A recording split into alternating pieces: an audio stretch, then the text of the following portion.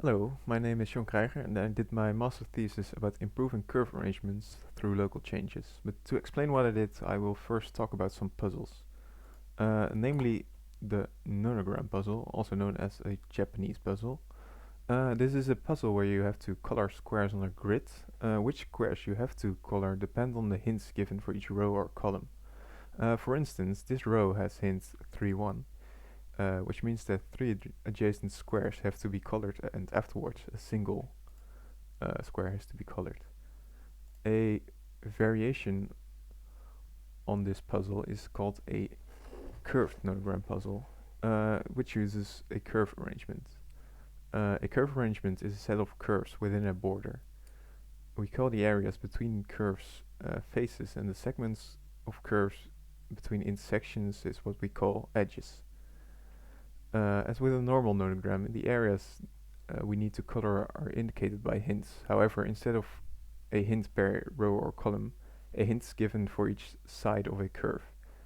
The curve is given at the start of a curve and it indicates which faces have to be colored on the right side of that curve.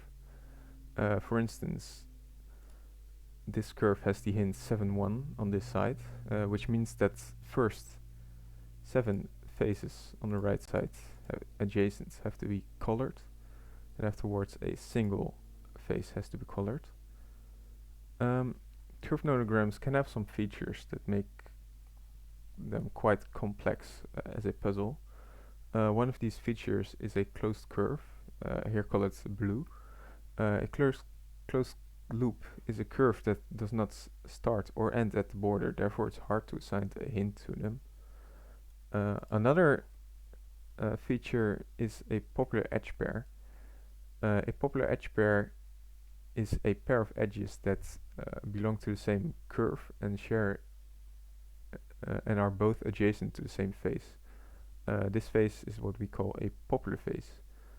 An example here is marked in red. The bright red edges are the popular edge pair, and the gray-red area is the popular face.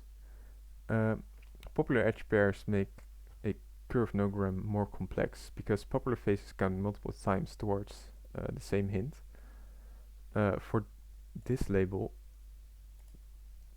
the red face counts as the last area of the first sequence and as the first area of the second sequence.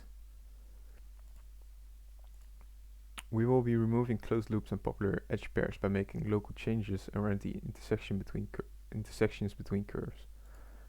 We can change each intersection into two different configurations as shown here.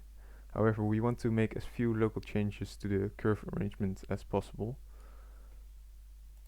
To find the fewest changes with the highest improvement, we try a few different methods. One of these methods used we call the heuristic search.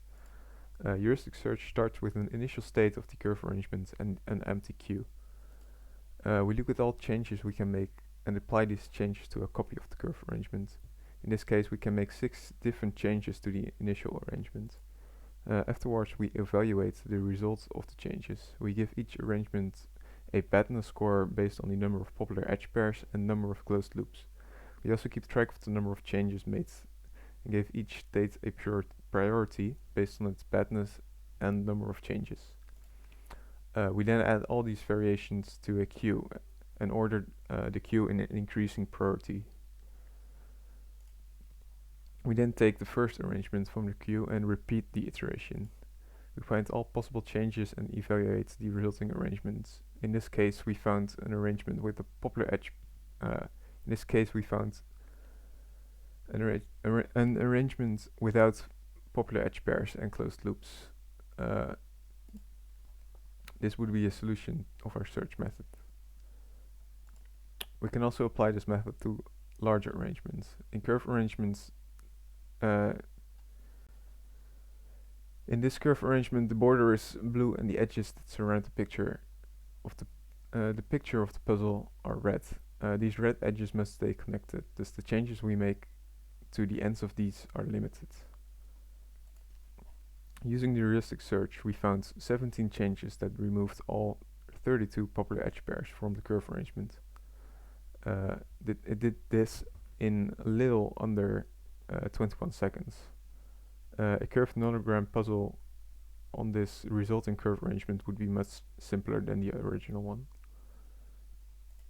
And that was it. Thank you for watching.